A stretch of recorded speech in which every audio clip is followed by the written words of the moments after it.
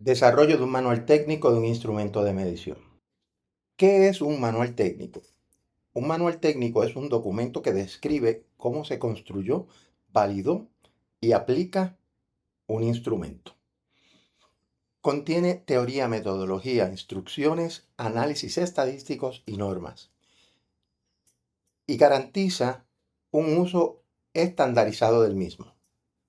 En síntesis, un manual, además de demostrar que es un instrumento válido, confiable, que está normalizado, también nos permite conocer las bases teóricas bajo las cuales se construye el instrumento y, en cierto modo, contar con una revisión de la literatura que apoya el desarrollo del mismo.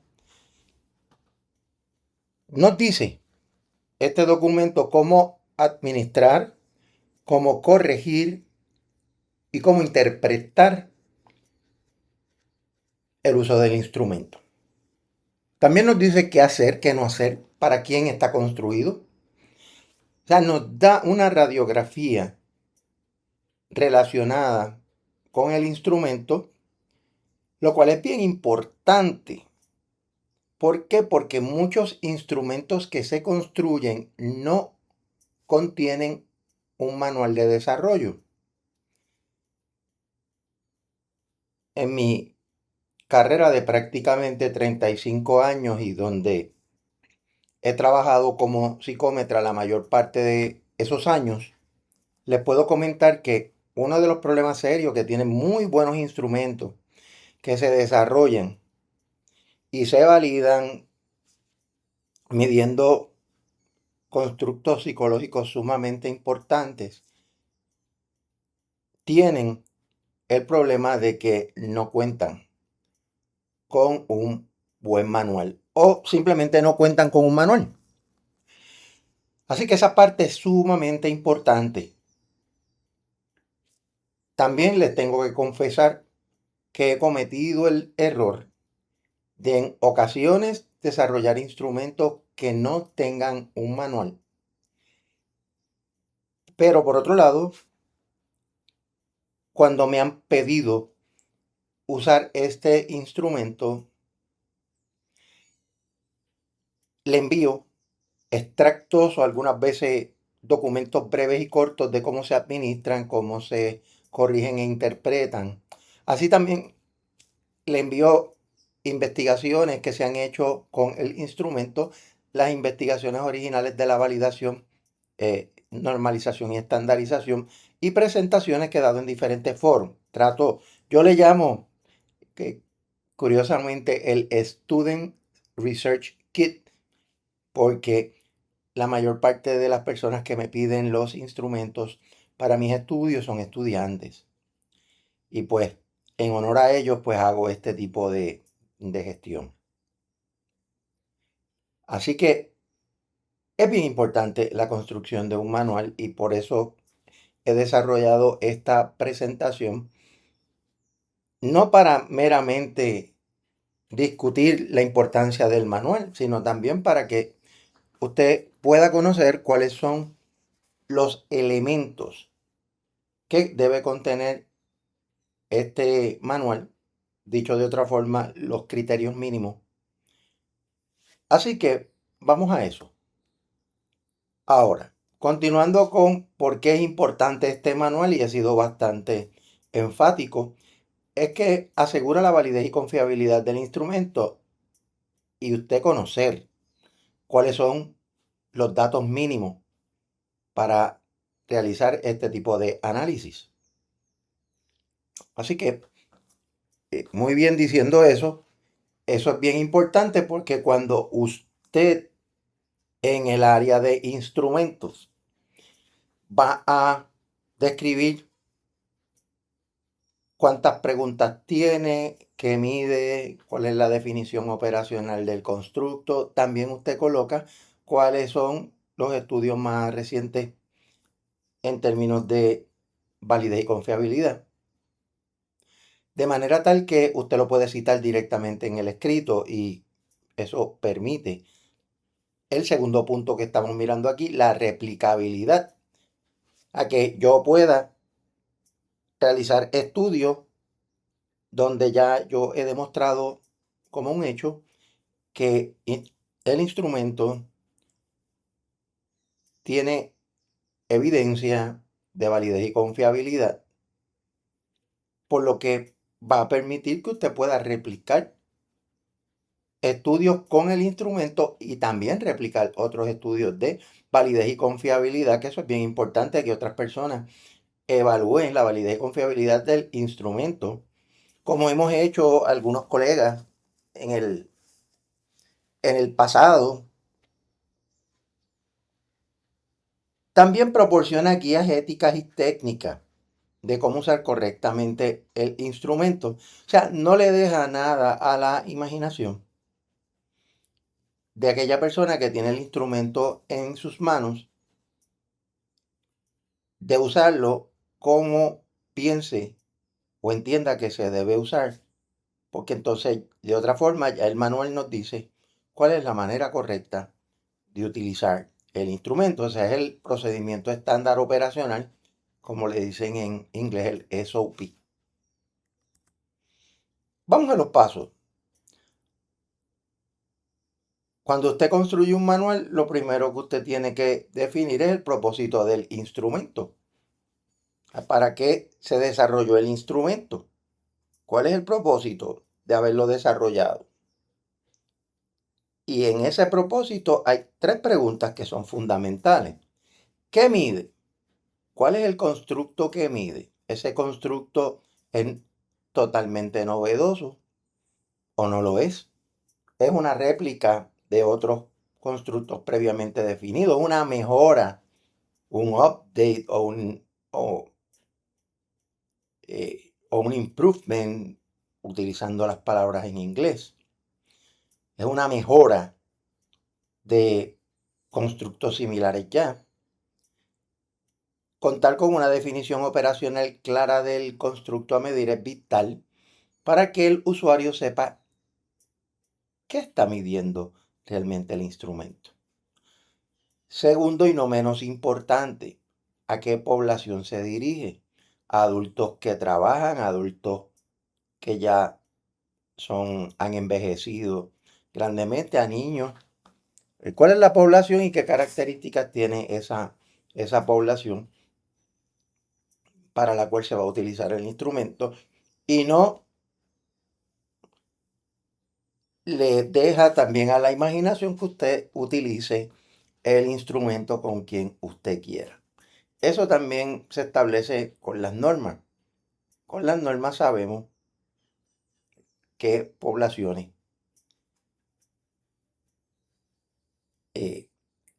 se han utilizado para normalizar el instrumento.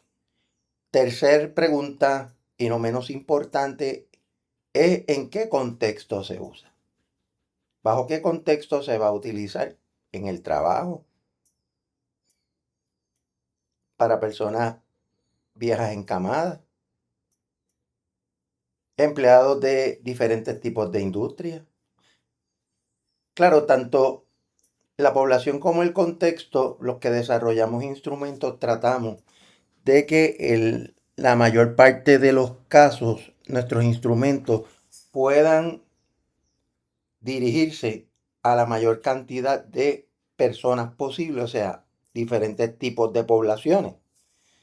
También que se puedan utilizar en diferentes contextos, en cierto modo que tengan un grado de validez, de generalización, a que tenga la capacidad de poderse administrar a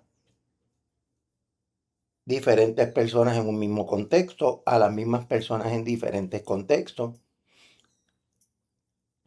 En fin, eso es una de las cosas que buscamos para que mucha más gente pueda contestarlo y tener una medida válida y confiable independientemente del contexto y quiénes sean las personas. Paso 2. Es bien importante conocer la fundamentación teórica.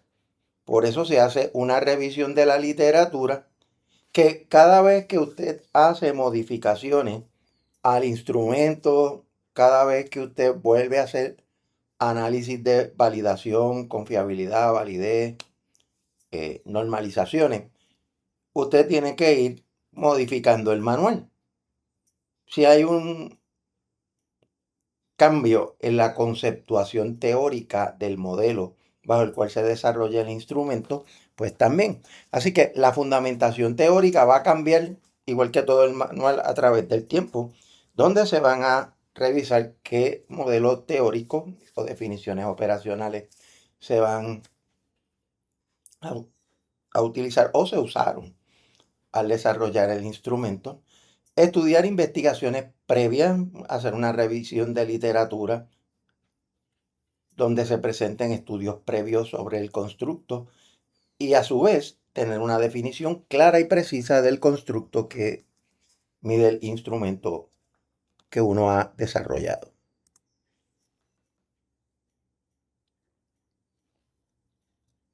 Paso 3. Aquí uno presenta cuál fue el proceso de cómo se definió el constructo, cómo se redactaron la pregunta de investigación, las preguntas de investigación y las preguntas del instrumento. ¿Cuál es el formato de respuesta? Si el Likert, diferencial semántico, o si es una escala Likert, de cuántos puntos es la escala, 4, 5, 6, 7, hasta 10. Si hay ítems revertidos, eso hay que colocarlo también, que hay tantos ítems revertidos y son tales y cuales, y cómo se revierten a la hora de corregirse.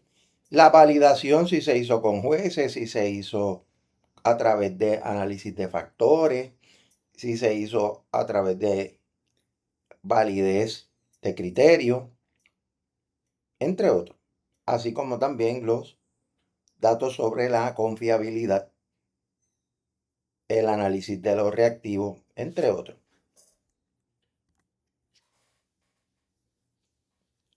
Ya en el paso 4, uno lo que hace es que presenta cuáles son los reactivos y las dimensiones que respectivamente mide con su escala de respuesta y basado en estudios previos cuál es la duración estimada de la administración del instrumento.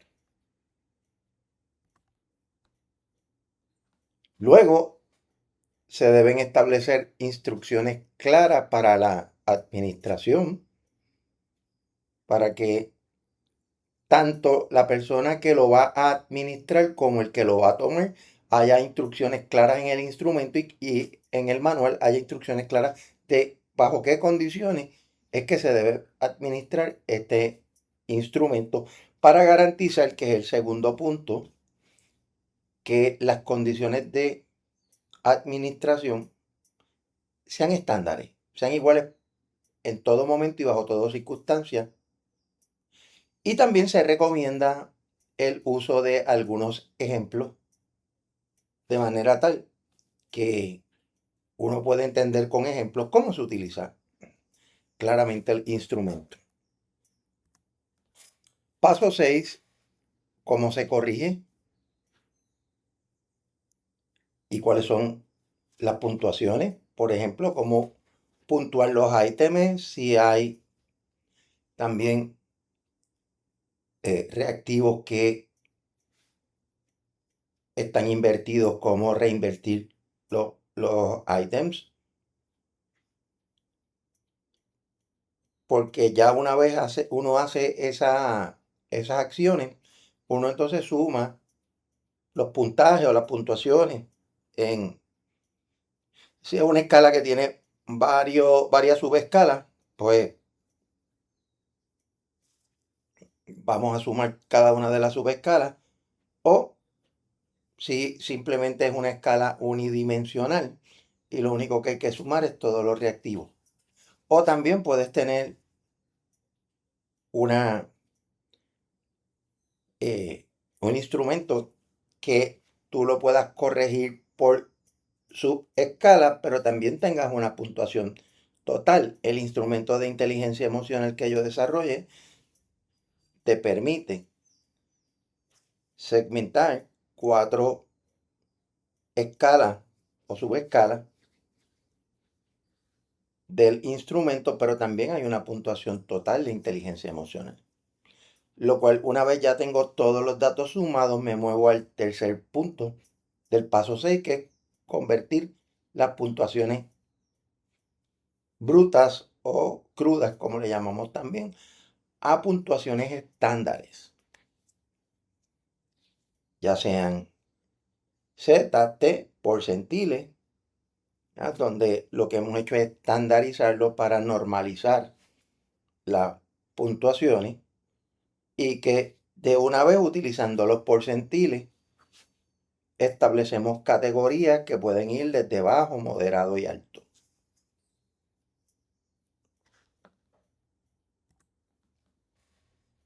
Ya una vez tengo los puntajes, vamos a las normas de interpretación, que son las puntuaciones Z, T, porcentiles. También hay otras escalas de medición como los deciles, las estaninas, que se utilizan en instrumentos que miden inteligencia y habilidades. Luego, cuando una vez tenemos las puntuaciones, vamos a parear las puntuaciones obtenidas con las categorías descriptivas, que nos dicen cómo es el comportamiento de las personas basado en las puntuaciones que obtuvieron. Si yo tengo una persona que salió bajo, pues ¿qué me dice el perfil a través de las categorías descriptivas de esa persona? O si es moderado o si es alto. Lo cual pues me lleva ya a tener una clara percepción de la explicación por niveles basado en las categorías que se describieron. Paso 8, propiedades psicométricas. Pues aquí se presentan el análisis de los reactivos, dificultad, discriminación, el tipo de validez, ya fuera de contenido, constructo de criterio, el tipo de confiabilidad, fuera a través del tiempo, consistencia interna entre evaluadores, dependiendo. Y se supone que en la medida que el instrumento va madurando, usted vaya añadiendo más estudios de validez para seguir garantizando que el instrumento resiste los embates de los cambios psicosociales que los seres humanos experimentamos en la vida, donde probablemente en una época este instrumento puede ser muy bueno y con los cambios sociales, las percepciones, las actitudes de las personas y esas modificaciones cognitivo, emotivo y conductual, pierden su vigencia y su capacidad. Por eso es que uno tiene que estar constantemente, cada cierto tiempo, probando los índices de validez y confiabilidad de los instrumentos. El paso 9, presentar cuáles son las limitaciones y las recomendaciones dentro de lo que son las condiciones de uso del instrumento, si hay alguna que otra restricción poblacional, y siempre no está de más presentar algunas sugerencias futuras para aquellos que no solamente utilicen los instrumentos para investigación, sino también para asuntos de aplicación como tal. 10, ya tenemos finalmente todo lo que es la bibliografía en APA, donde vamos a presentar las fuentes teóricas y empíricas, los estudios consultados, las fuentes primarias, secundarias y terciarias, según sea el caso. Y que también nos dicen a nosotros de que este instrumento se nutrió de toda la información científica posible con el propósito de poder crear un instrumento que sea una herramienta científica y que demuestre una gran capacidad de poder medir lo que se supone que mida y para lo que fue construido.